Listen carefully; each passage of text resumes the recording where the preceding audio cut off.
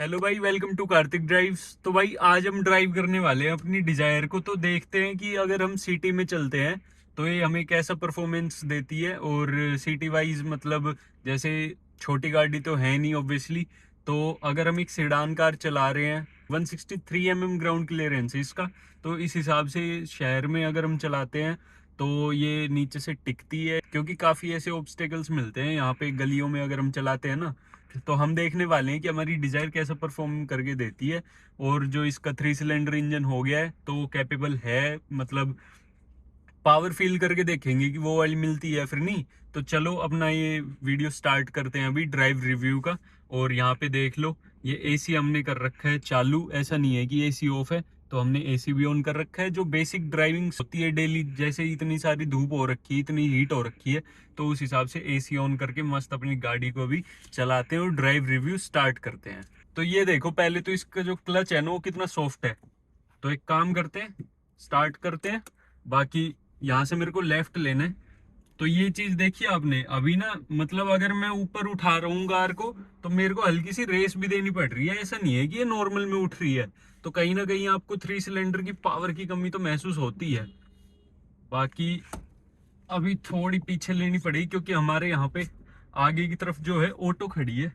तो city wise में भाई वही बता रहा हूँ आपको, थोड़ी थोड़ी ना ऐसे मेहनत तो करनी पड़ती है, थोड़ा देख के ही चलना पड़ता है गाड़ी के हिसाब से। क्योंकि जगह ना बहुत ज्यादा ऐसे कम मिलती है। अगर हम डेली लाइफ की बात करते हैं तो हमें जगह बहुत कम मिलती है। और अगर ऐसी गलियां हो तो इन हिसाब से हमें बहुत ज्यादा संभल के चलानी पड़ती है कार। जैसे एल्टो एस्प्रेसो टाइप्स नहीं है कि ये कहीं से भी निकल जाएगी। एक तो नीचे गाड़ी, और ऊपर से हर एक मोड़ पे हॉर्न भी देना पड़ता है।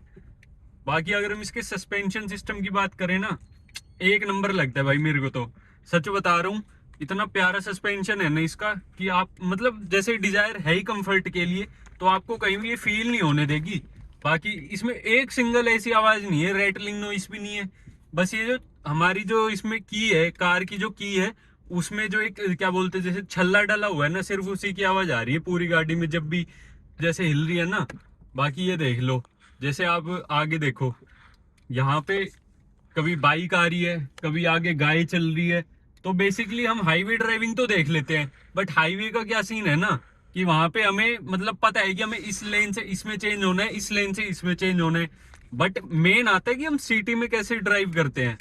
तो अब जैसे अगर ये ब्रेकर है तो मेरे को ये फर्स्ट गियर पे उठानी पड़ेगी और हल्की हल्की रेस के साथ।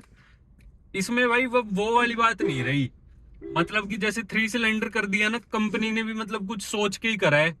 तो 3 सिलेंडर में अब ये है कि आपको थोड़ा सा पंजा उठाना पड़ता है, मतलब पंजा इन द सेंस कि आपको थोड़ा सा ऐसे चलानी पड़ती है कि हाँ, क्लच और रेस का जो एक कॉम्बिनेशन है ना वो आपको बनाना ही पड़ेगा, बिना आप उसके चला नहीं पाओगे। क्योंकि गाड़ी 3 सिलेंडर होने के बाद थोड़ी सी पावर तो कम हुई है, ऐसी बात नहीं है। और जो ये बोलते हैं कि भाई 19-20 का फर्क है, तो वो वाली बात नहीं है, फर्क काफी आ जाता है अब। तो भाई अब ये देखो आगे, मीन्स आपको बहुत ही ज्यादा केयरफुल होके ना ऐसे पता होना चाहिए कि मेरी कार इतने में से निकल जाए, क्योंकि जो यहाँ पे साइड में ऑटो खड़ी थी।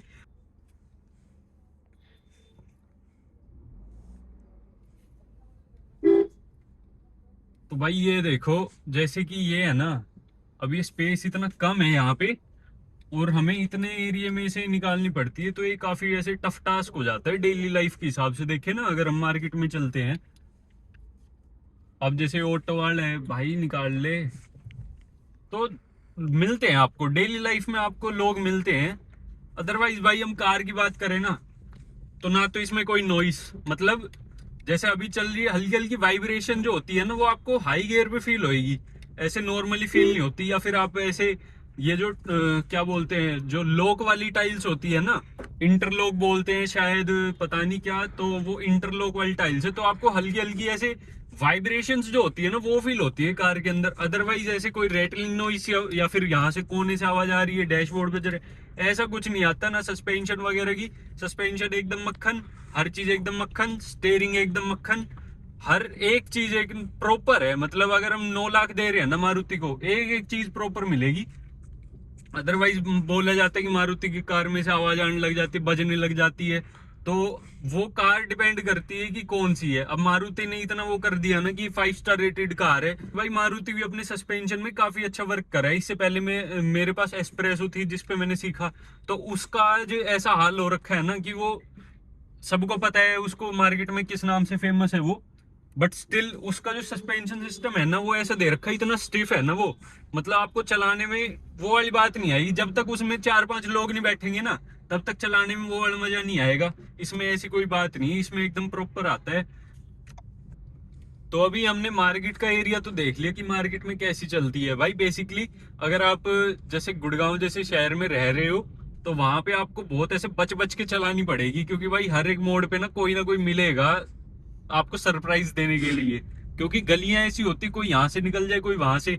बट अगर हम इसके रोड पे बात करते हैं ना, तो अब ये थर्ड गियर में है, तो मैं पंजा दबाऊंगा तो इसे टाइम लगता है, मतलब 2000 जब क्रॉस कर लेती है ना उसके बाद लगता है कि हाँ थोड़ी सी इसमें जान है, ठीक है। अदरवाइज अगर यार देखो सीएनजी कार कोई ले रहा है, मेरा तो ये मानना है कि अगर किसी पे सीएनजी कार है तो वो मतलब अपने नॉर्मल यूज के लिए लेगा, ठीक है, कि डेली लाइफ के लिए, डेली लाइफ की रनिंग है उसके लिए लेगा।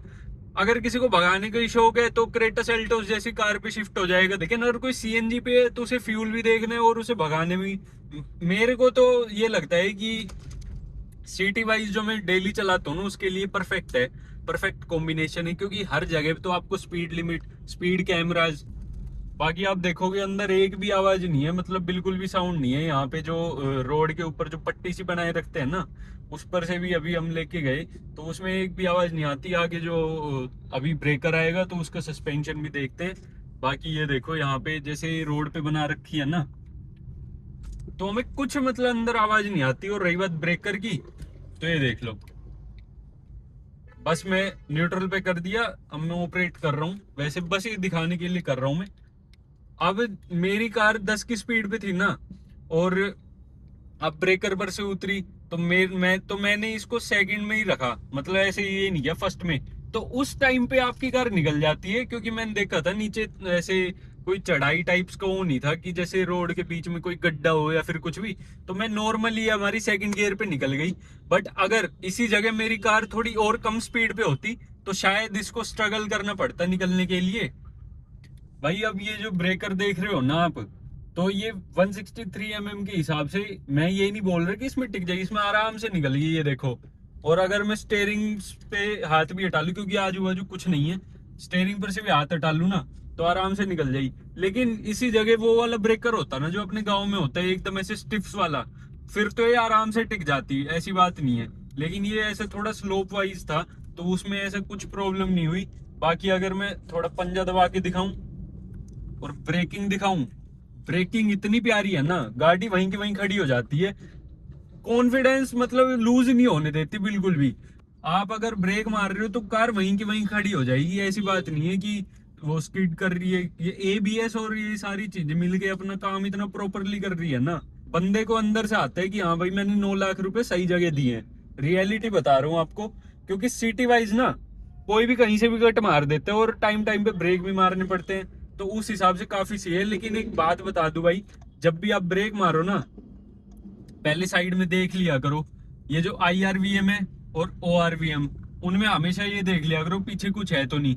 तो आपको अपना पता है, सामने वाले का और पीछे वाले का नहीं पता आपको कब क्या कर दे। तो बेटर है कि अपने प्रिकॉशंस लेके चलो, प्रिकॉशंस इन द सेंस कि आजू बाजू देखते चलो, ये IRVM में देखते चलो। जैसे ये खाली रोड है, थोड़ा बहुत रश है, तो इसको ना एक बार पंजा दबा के देखते हैं कि कैसी चलती है कैसी नहीं। तो कुछ नहीं आ रहा, तो भाई ये देखो, मतलब 2500 पे जाके तो ऐसे गियर बदलती है ना। और अगर हम ब्रेकर पे ही बात करते हो तो काफी प्यारा सस्पेंशन सिस्टम है इसका।